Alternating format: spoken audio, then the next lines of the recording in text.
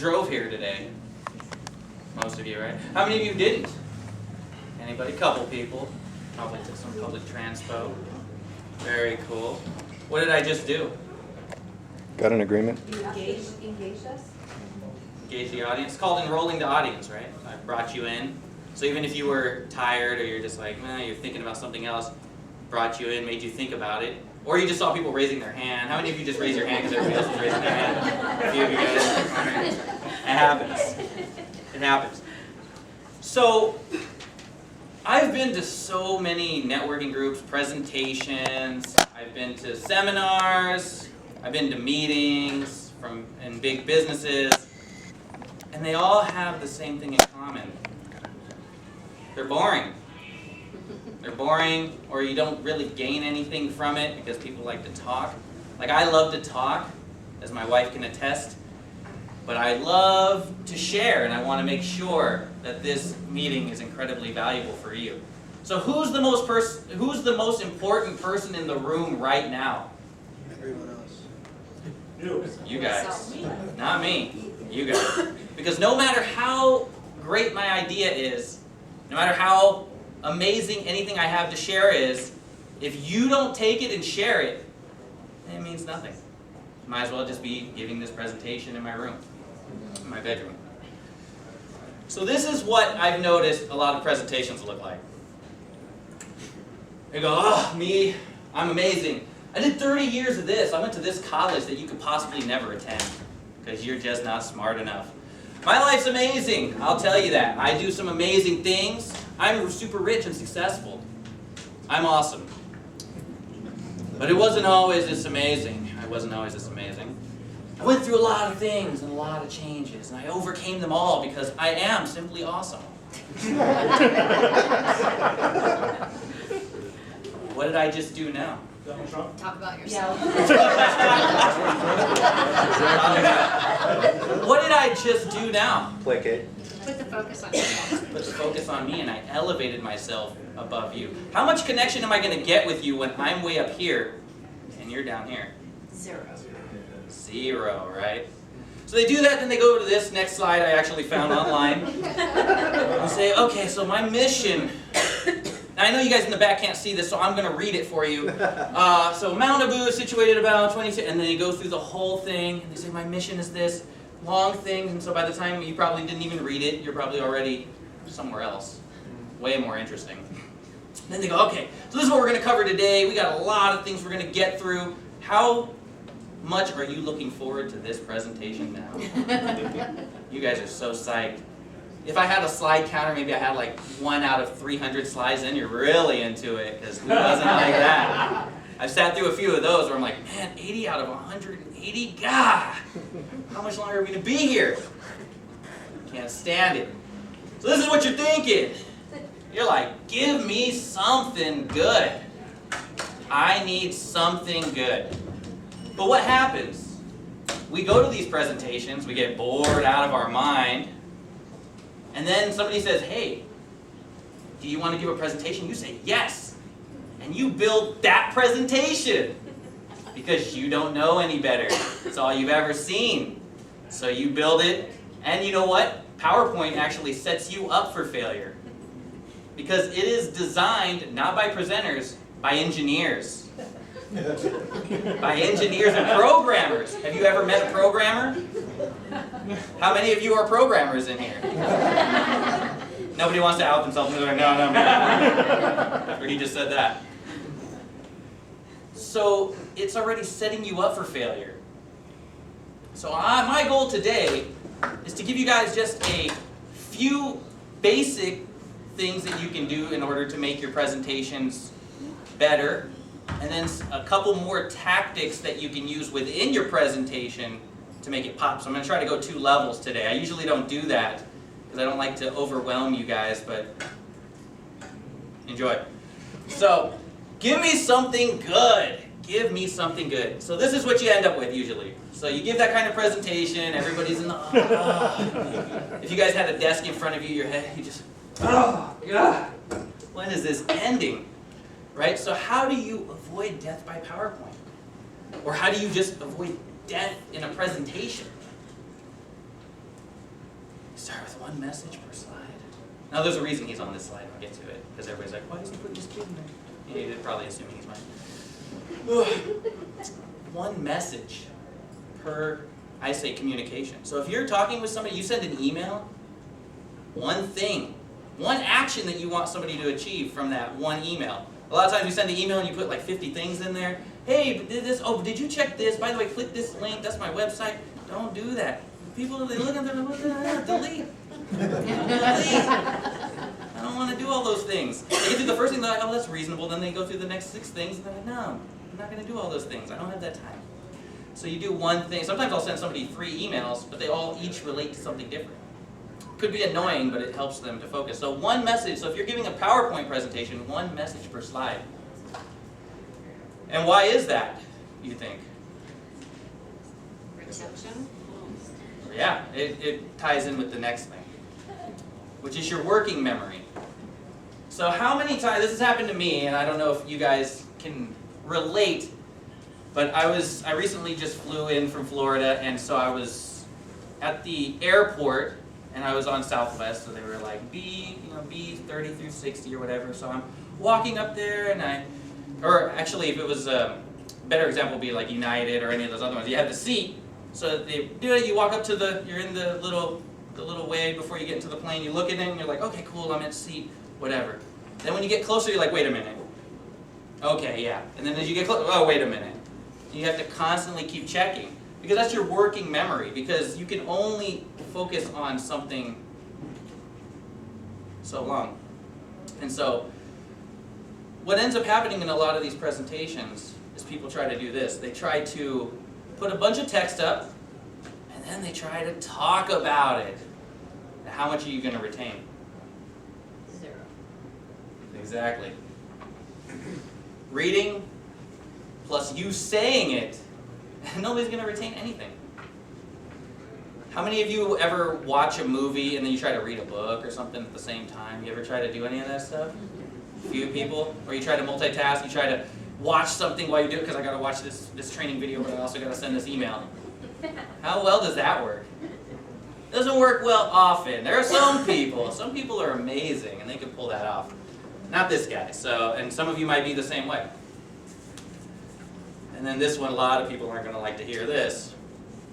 Size matters. Size matters. In the back there, that was awful. Barbara, too. And in the back. What's your focus? What's your focus drawn to? So this is why I say that PowerPoint's setting you up for failure, because where does your mind go? When you wake up in the morning, what are the first things that come to mind? Something maybe that's like big in the distance, or if you catch a glimpse of something, it's usually something bigger.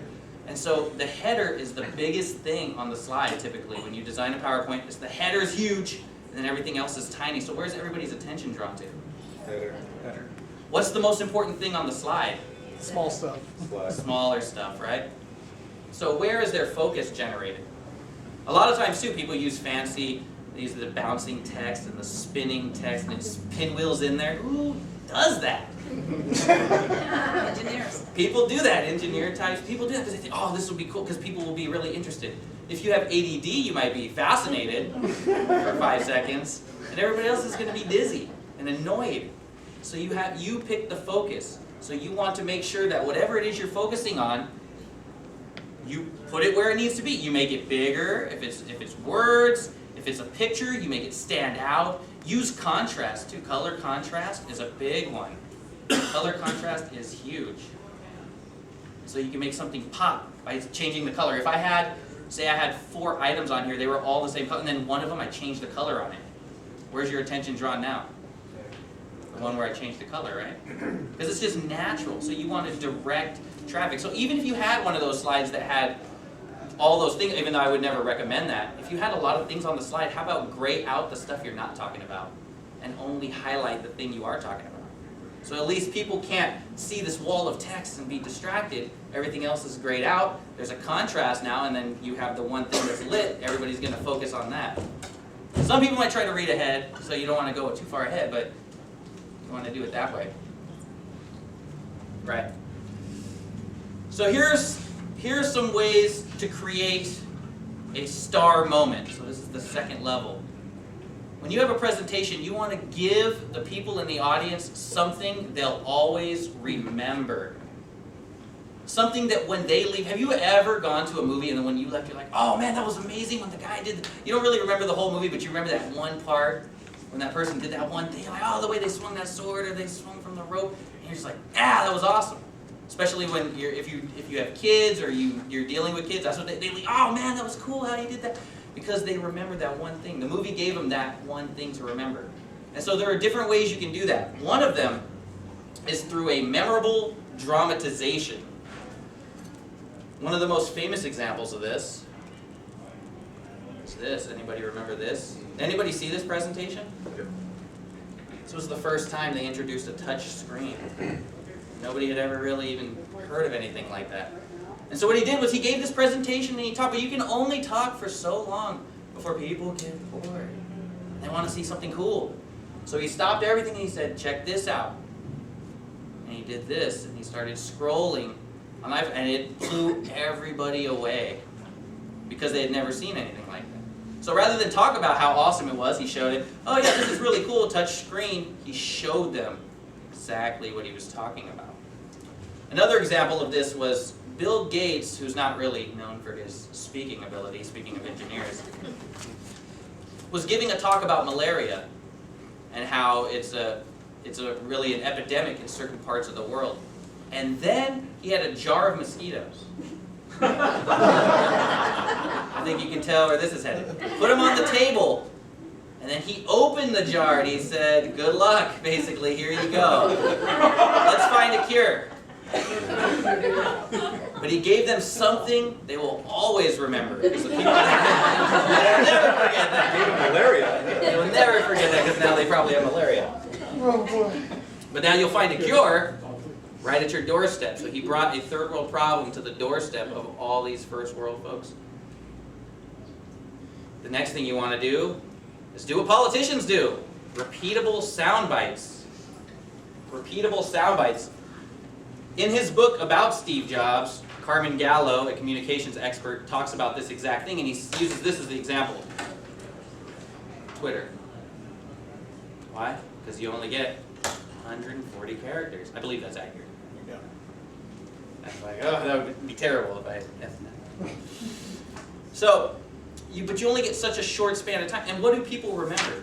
The only thing we have to fear is... Fear itself. How many of you know the rest of that speech?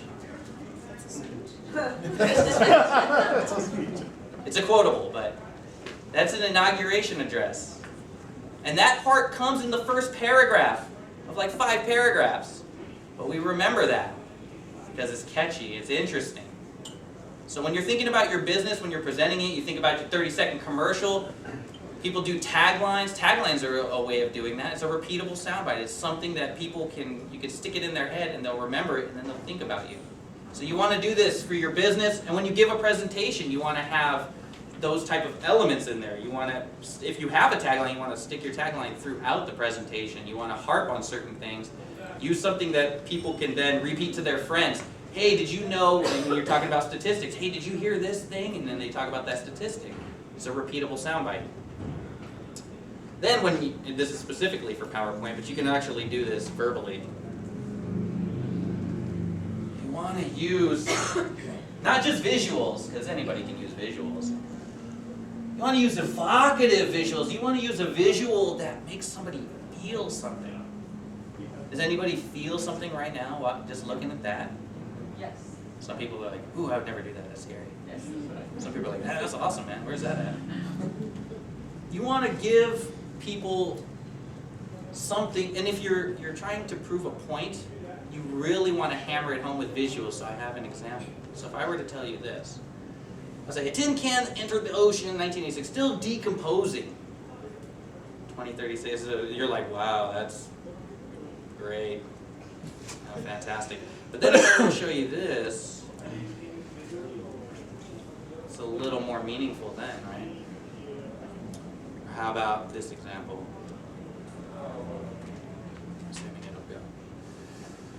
Child dies from a water-related disease every 15 seconds, right? I could tell you that, But then if I put that picture there, it makes it personal. It makes it personal, right?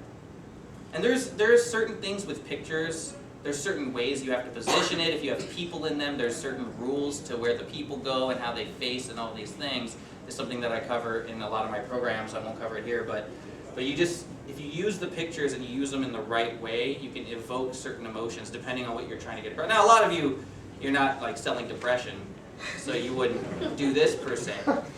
But even with your product, you could show the contrast. Hey, these are people who didn't do what I do.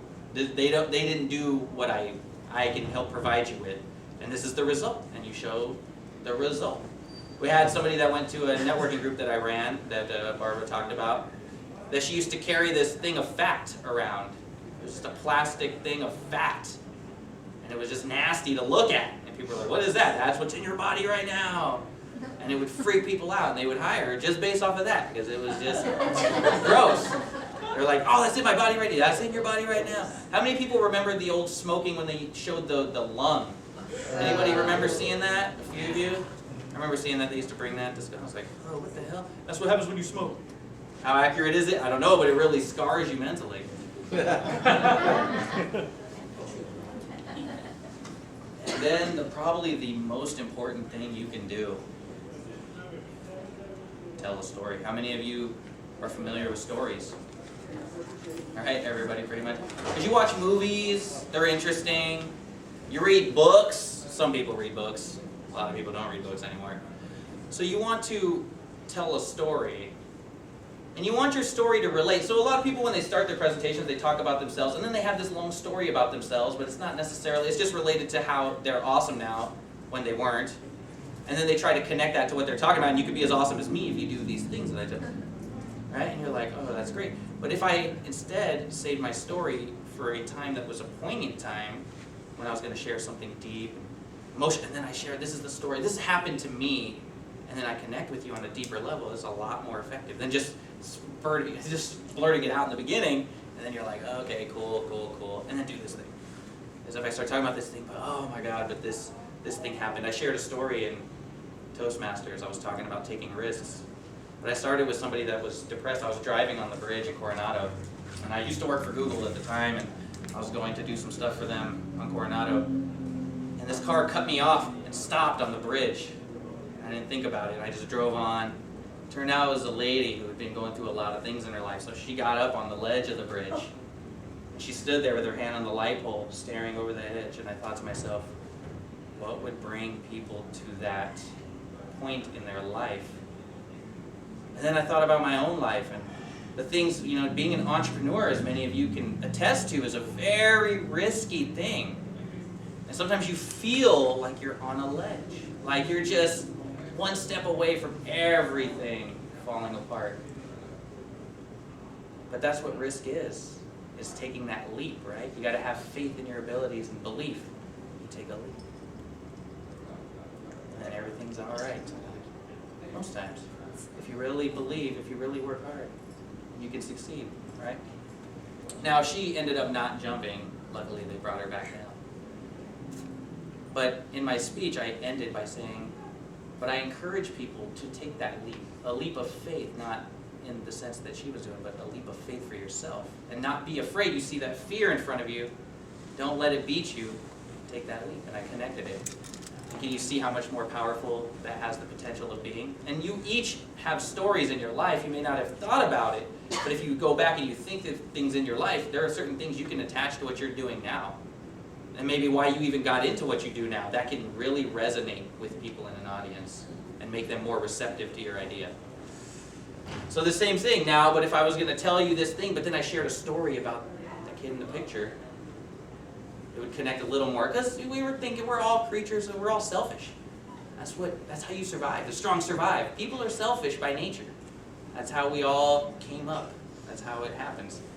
And so you think, well, no big deal. Hey, a penny a day, and you're like, I don't really got those pennies. I use those pennies on slots, and that's more important to me, so I'm not going to give you that. But then if I were to share a story about him that maybe resonates with you because you have kids, or you know people that have kids, or your relatives have kids, your sister or your brother, then it makes it a little more emotional, And then it makes it more likely that you're going to act and take the action that I suggest. And you got shocking statistics.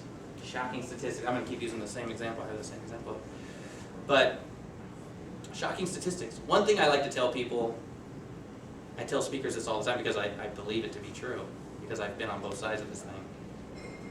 87% of people that present and speak in public think that they do a great job. It's true. There's a lot of ego in the speaking world too. It's very true. I've met a lot of speakers that have an incredible, they're really crazy, and sometimes you go on their website and their bio is like 6 pages long. They really love themselves. But only 17% of their audiences thought they were good. How good is that? If I think I'm great, that's good. But then if you leave here and be like, oh, who's that? That was okay, he was alright. Then I didn't do anything that mattered. So it doesn't matter to me that you thought I was alright, because you're not going to do the things that I want you to do, so what's the point, right? So it's all about creating that interest. And shocking statistics is one of those ways to do that, and so I use this too. But one of the things they do here too, they highlight the important part. So you can have text like that, but you want to draw the eye. You want to create a contrast. There's the contrast. Right there. So now you're looking at this thing, but your eye just keeps going to that because it's bigger. Just by a little bit, it's blue. It stands out a lot more. And it's in the middle of the slide, actually, if you notice. It's actually in the very middle of the slide. And your eyes are usually drawn towards the middle of things. And that's part of the power, is you can control the eye movement when you do these things, and you want to make it matter the most. Now, I don't have sound on this, but you can still, I think you can still get the same effect with this video, because it's a very powerful video, so I want to play this for you. There's no sound, but I think you can get the same effect.